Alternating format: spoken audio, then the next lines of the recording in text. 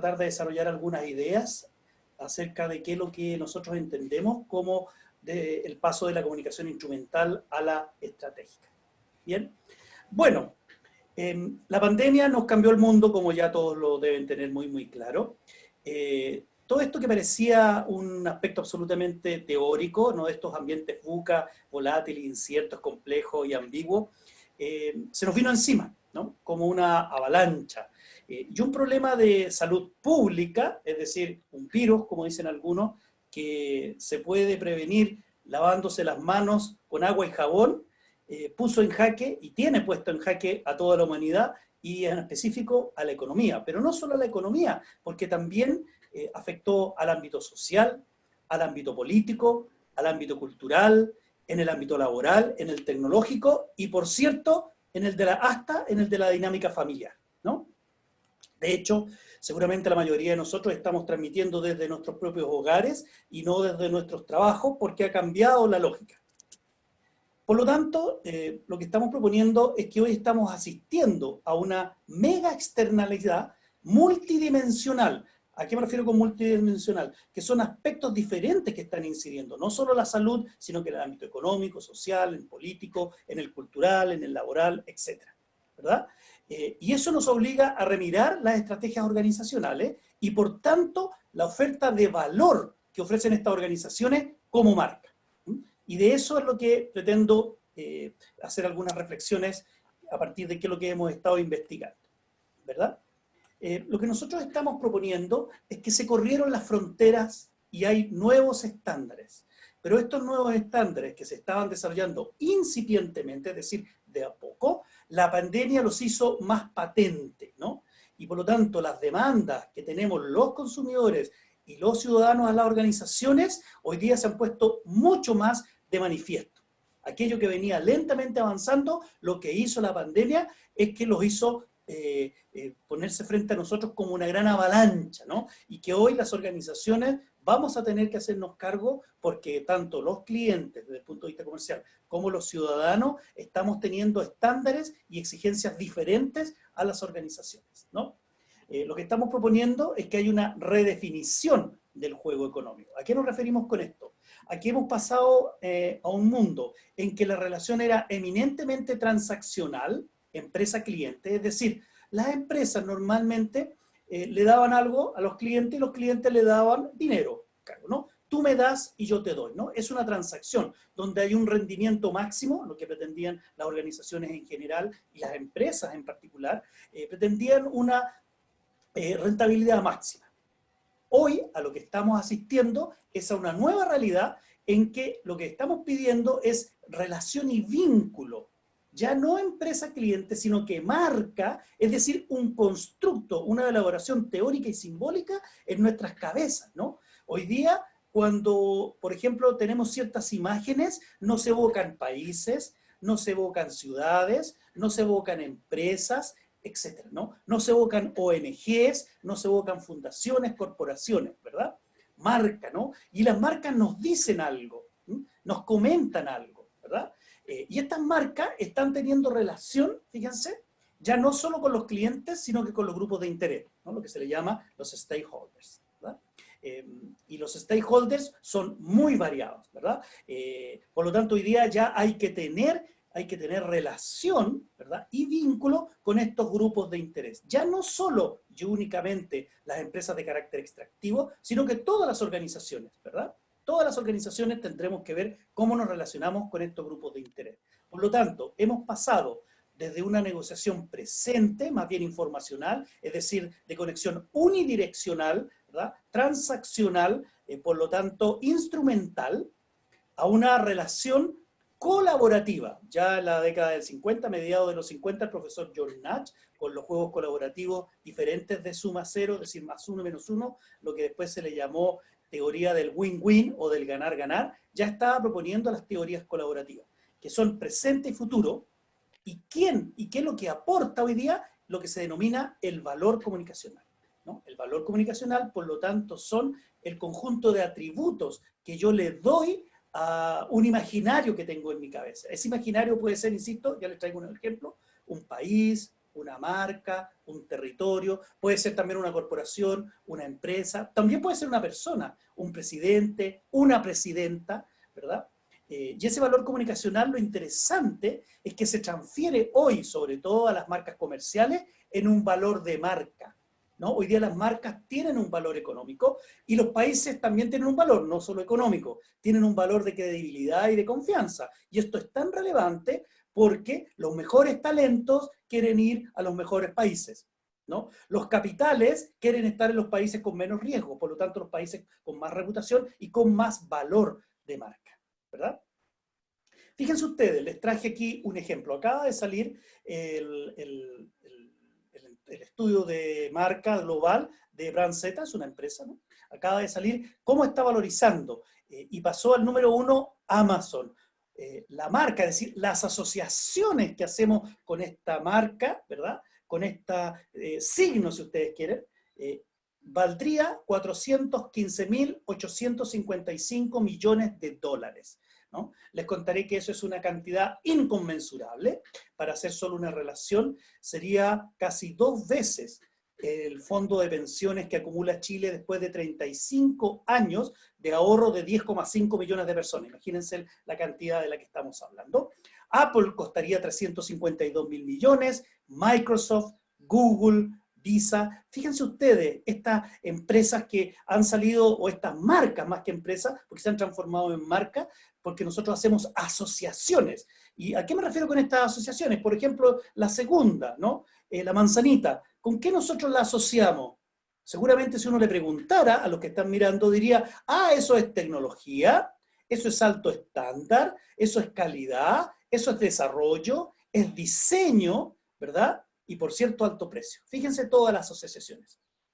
Pero ¿cuáles fueron las 2 razones centrales o cuáles fueron las 2 dimensiones centrales que en el 2020, fruto de la pandemia, ¿verdad? Hicieron llegar a esos valores económicos a estas marcas? Fueron primero porque fueron concebidas como más sociales, ¿no? Por lo tanto, cada vez más estamos buscando que sean marcas sociales. Y segundo, fíjense, en este caso, estamos buscando que sean marcas sustentables, ¿no? Es decir, que sean amigables con el medio ambiente. Fíjense la primera, Amazon y Alibaba, empresas de comercialización, pero que te llevan a distancia productos, Apple, Microsoft, Google, empresas de tecnología, Visa, Mastercard, ¿verdad? Empresas que te permiten el crédito, Facebook nos permite conectarnos, bueno, en fin, ¿verdad? Y lo interesante es que hoy día cada vez más estamos valorando aquello, fíjense, por lo tanto, el valor o el valor comunicacional, ¿no? De ser sociable y ser sustentable, se transfiere y empuja al aumento de valor económico de las marcas, cosa que no es menor. ¿Mm? ¿Cuáles son esas cosas que han cambiado y que hoy a través de la pandemia se nos han puesto delante fuertemente? Uno, hoy estamos funcionando con lo que se le ha llamado la empresa o la organización ciudadana. Se habla de una empresa o de una organización ciudadana. ¿A qué se refiere una empresa o una organización ciudadana? A una organización socialmente responsable. Fíjense, si vamos a la anterior, esos precios le daban valor, si usted quiere, le daban valor comunicacional y por lo tanto le transferían al valor económico el ser más sociales. Por lo tanto, socialmente responsable, que me preocupe de mi entorno, que me preocupe del ambiente interno. Segundo, que tengan una producción sustentable y limpia, ¿verdad? Que tengan trazabilidad, se les está exigiendo. Es decir, que tengan un mapeo desde que nace hasta que muere el producto, el servicio o la idea, en el caso de que haya comercialización de ideas. Se están solicitando marcas éticas, ¿no? Y ya les traje el ejemplo del Ethisphere, ¿verdad? Un ranking de marcas éticas, y hoy en día les estamos pidiendo a las organizaciones que sean marcas éticas, ¿verdad? ¿Qué quiere decir? Que declaren en su misión, en sus valores, que la ética es algo que van a motivar, incentivar y desarrollar. Que sean marcas humanas. Ha quedado muy patente ahora durante la pandemia, porque le hemos exigido los ciudadanos y a nuestras autoridades, y por otro lado los consumidores y clientes a nuestras marcas, que sean más humanas, que nos comprendan, que entiendan los problemas que hay por estar trabajando con teletrabajo, por no tener o por no poder ir al trabajo en forma presencial, o al revés, hoy por tener que ir al trabajo en forma presencial y poner en riesgo nuestras propias vidas. Que sean marcas transparentes, ¿verdad? Eso ya lo decía la OCDE, fíjense, la Organización de Cooperación para el Desarrollo Económico lo venía diciendo desde el 2008. Que sean marcas conectadas con sus grupos de interés, ¿verdad? Y por último, el propósito se toma la agenda. Ya los consumidores y los ciudadanos queremos que las organizaciones en general y las empresas, cuando digo organizaciones en general también me refiero a las instituciones, los gobiernos, el Estado, ¿verdad? Los ministerios, etcétera, incorporen el propósito en lo que quieren hacer, ¿verdad? Y además de las empresas, ¿verdad? El propósito es tremendamente importante, por lo tanto, ya no solo queremos una oferta de valor en términos de precio-calidad, en términos de entrega de algo, sino que haya algo que va más allá, ¿verdad? Que tenga un poquito más de visión de futuro. Fíjense ustedes, y aquí les traje un ejemplo de una empresa, el proyecto de Downtown West en San José de California de Google. Google ha presentado un proyecto para el 2021 en uno de sus campus más importantes, que será un campus ecológico, ¿no? Que tendrá certificación de iluminación LED en todos sus edificios, va a tener 15 edificios, va a tener energía con paneles solares. De esos 15 edificios, más de un tercio se van a destinar a organizaciones sin fines de lucro, ¿verdad? Va a tener gimnasios, el 65% de ese recorrido va a ser a pie y en bicicleta, va a tener 7 parques que va a incorporar flora y fauna, ojalá autóctona. Fíjense ustedes cómo cambian los estándares hoy en día. Y uno diría, pero bueno, se volvió loca esta empresa. Bueno, así se comportan las empresas y las organizaciones líderes. Corren la frontera, y Google está corriendo esta frontera, asumiendo, por cierto, un costo mayor, pero poniéndose en sintonía ¿con qué? Con lo que estamos demandando, por un lado los ciudadanos y por otro lado los clientes, ¿no? Cabe recordar que los ciudadanos y los clientes no somos seres escindidos. ¿A qué me refiero? A que yo al mismo tiempo soy ciudadano y soy cliente, ¿verdad? Bueno, esta mirada ya la había propuesto en el 2001 el profesor Rafael Alberto Pérez con su mirada propuesta del modelo humano relacional, ¿no? El profesor Rafael Alberto Pérez lamentablemente falleció en diciembre del 2019, pero queda sus modelos, queda su teoría, quedan sus aportes. Ya entonces decía el profesor Rafael Alberto Pérez en el 2001, hablaba de una estrategia humano-relacional. Fíjense, se adelantó los tiempos, ¿verdad? Y hoy se nos puso delante tremendamente, como algo tremendamente importante. ¿Por qué? Porque el modelo humano-relacional incorpora la complejidad de los seres humanos, la emoción y los vínculos. La emoción y los vínculos generan relación. ¿Y qué es lo que es o qué ámbito nos puede dar esa relación? A lo que le denominamos la comunicación, ¿no? La comunicación nos facilita esos procesos de significación y sentido a través de permitir relacionar. ¿Y qué sería una estrategia desde la mirada de la nueva teoría estratégica creada por el profesor Rafael Alberto Pérez? ¿O qué sería, como él le denominó, el estrategar? Serían principios, ¿no? Reglas y métodos para elegir entre las distintas alternativas que la realidad, ojo, y que nuestra imaginación nos presente. Fíjense qué interesante. Incorpora, por lo tanto, el ámbito de la imaginación. Algo interesante era que algo que hace 3 o 4 años nos estábamos imaginando, cómo poco a poco las empresas en particular y las organizaciones en general iban a avanzar hacia una lógica más humana, más relacional, más socialmente responsable, hoy con la pandemia se nos pone inmediatamente enfrente como una avalancha, exigiendo esas nuevas demandas. Por lo tanto, lo que pensó el profesor Rafael Alberto Pérez en el 2001, hoy se hace más patente que nunca, ¿no? Esa teoría fue desarrollada y ha seguido haciéndose así en el Foro Iberoamericano sobre Estrategia de Comunicación, ¿no? Bueno, para estrategar entonces, lo que proponía el profesor Rafael Alberto Pérez, y que lo desarrollamos en un libro que escribimos en conjunto en el 2014, que coordinamos, y luego un libro que coordinamos en el 2017, y luego un último libro que coordinamos con la profesora Aide Guzmán, ¿verdad? Que están disponibles todos ellos en la red. Diríamos que para estrategar, por lo tanto, hay que tener, por un lado, pensamiento estratégico, por otro lado, acción, ¿no? Cuando uno habla solo de acción, habla de la comunicación instrumental. ¿A qué nos referimos la acción? Al conjunto de actividades sin tener un para qué o un objetivo, ¿verdad? Uno muchas veces le pide a las organizaciones gubernamentales, a los estados, a las empresas, le dice, mándame tu estrategia, y lo que hacen es mandarte una planilla Excel o una planilla de Word, en donde dicen las actividades, los responsables, las áreas y el presupuesto. Eso no es una estrategia, eso es un plan de acción. Y por otro lado tenemos el pensamiento estratégico, que nos sitúa a partir de mis fortalezas, de mis oportunidades, de mi debilidad, de mi amenaza, en un espacio, con un entorno con el que yo me relaciono y con un ámbito interno. El estrategar presupone pensamiento y acción. Pensamiento estratégico y acción. Por lo tanto, en la etapa 1 del estrategar estaría el diseño del futurible. ¿Qué es el futurible? ¿Qué es lo que sería el futurible? Es diseñar espacios posibles futuros.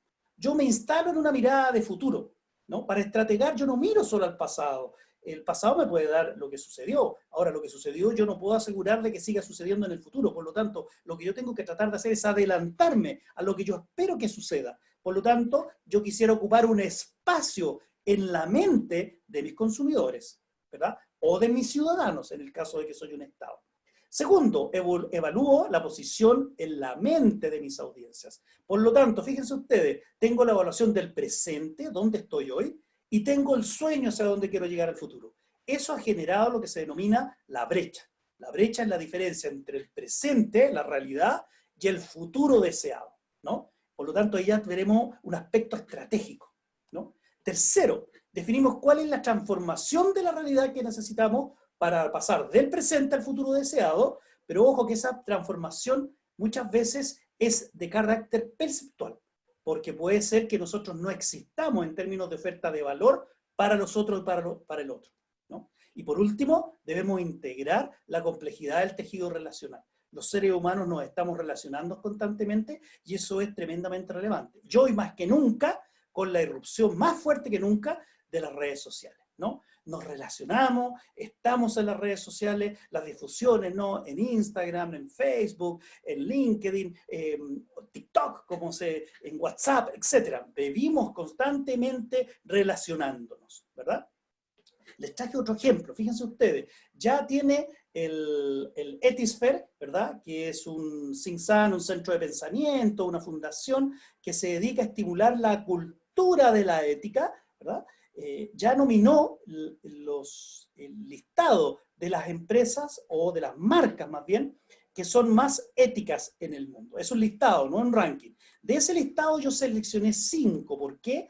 Porque son las únicas 5 que tenemos en Latinoamérica que son declaradas como éticas. ¿Por qué son éticas? Porque ellas en su declaración de intención dicen que van a estimular la cultura de la ética, ¿verdad? De hecho, por ejemplo, Natura, una de las empresas que es brasilera, ¿verdad? Con 6.600 colaboradores, ¿verdad? Que está en el mundo de la salud y de la belleza, declara que ellos protegen el medio ambiente y que no van a incidir directamente en la extracción de sus productos naturales, sino que serán los pueblos originarios a quienes se los compre, ¿no? Comercio justo, además, ¿no? Certex Pet es una empresa ecuatoriana, ¿verdad? Que desarrolla petróleo y gas, pero ojo, sustentable, ¿no? Con energías renovables. Está Cementos Progreso de Guatemala, ¿verdad?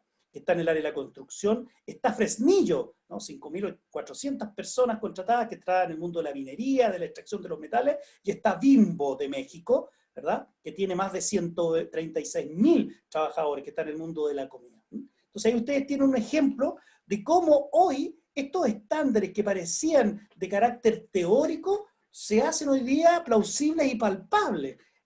Natura, Certpet, Progreso, Fresnillo, Bimbo, son organizaciones que están en el mercado, pero que hoy día están asumiendo una voluntad y están teniendo un impulso hacia una lógica diferente de lo que veníamos pensando y trabajando hace algún tiempo. Esto que era incipiente, hoy cada vez se hace más patente, ¿verdad? Y tendríamos 6 conceptos clave sobre los cuales se sustenta, diría yo, pasar desde lo instrumental a lo estratégico. Lo primero, tendríamos que decir que pasamos desde una desde una visión más bien unidireccional a una visión del presente a una visión del futurible, ¿verdad? Una visión instrumental es una visión corporativa, evalúa solo el presente. Una visión estratégica evalúa el futuro, pero no solo el futuro, el espacio simbólico que quiero ocupar en las mentes de mi audiencia. Si yo soy un Estado, ¿qué es lo que quiero que piensen, sientan y digan mis ciudadanos? Si yo soy una fundación, ¿qué es lo que quiero que piensen, sientan y digan mis colaboradores, mis socios, ¿no? Pasamos, por otro lado, de la mirada unidireccional a la mirada multidimensional, ¿verdad? No hay solo una mirada de un elemento, sino que hay muchos elementos que están siendo tomados en cuenta o que debieran ser tomados en cuenta para poder ser estratégicos. No basta solo la dimensión económica, no basta solo la dimensión social, no basta solo la dimensión cultural, no basta solo la dimensión informacional, sino que necesitamos tener una visión multidimensional. Y de ahí, entonces, el tercer elemento, que es del análisis, simple análisis de complejidad. ¿Qué es lo que es la complejidad? Es el grado de interrelación que tienen los actores de un sistema, ¿no? Eso es lo que diría el profesor Morán. La complejidad lo que hace es integrar esa multiplicidad de dimensiones en el análisis, pero relacionarlas. El análisis es un análisis relacionado de los elementos, ¿no? Cuarto elemento, pasamos de una estrategia competitiva a una estrategia de competencia y articulada. ¿Qué es lo que es la competencia? La competencia es la competencia colaborativa. Yo ya no compito solo con el otro, sino que compito colaborando con el otro. Mire qué cosa que es muy interesante, ¿verdad? Y es articulada. ¿Qué quiere decir? Yo relaciono y me relaciono con otro y con otros, con otra y con otras, ¿verdad? A eso se refiere con competencia, competencia colaborativa, y relaciono elementos que no estaban relacionados de alguna forma. Y en el quinto elemento, pasamos de una estrategia vertical, es decir, que baja desde arriba hacia abajo, a una estrategia de co-construcción, ¿no? Ludwig Fleck, a los inicios de 1935, ya hablaba de la co-construcción. El prefijo co presupone la colaboración, la participación, el trabajo con los otros, el trabajo en equipo. Todo esto le es consustancial a la co-construcción. Pero además la estrategia, para que sea estratégica, tiene que ser relacional. ¿Qué significa relacional? Que es poniendo en común con los otros, ¿verdad? Y por último, desde una definición informacional, es decir, la transferencia de datos, ¿verdad? Algunos creen que comunicación es transferir datos, esta lógica de Shannon y Weaver de 1948, que ojo, en esa época ni el profesor Shannon ni el profesor Weaver estaban pensando en seres humanos. El profesor Shannon y el profesor Weaver estaban pensando para aquello que habían sido contratados, mejorar las líneas telegráficas de Nueva York, ¿verdad? Por lo tanto, estaban pensando en máquinas, no en seres humanos. Por lo tanto, pasamos de una definición informacional, es decir, de transmisión de datos, a una comunicacional, en donde lo que hacemos es comprender al otro, empatizar con el otro, ¿verdad? Y lo que dice la base de la comunicación, ¿no? Desde el latín communis y communicare, que significa poner en común. ¿Cuáles son los procesos de significación y cuáles son los procesos de sentido que le voy a dar? Las organizaciones en general y las empresas en particular que no sean capaces de comprender al otro y a los otros, se van a quedar. Porque hoy en día las demandas sociales han cambiado. Muchas gracias.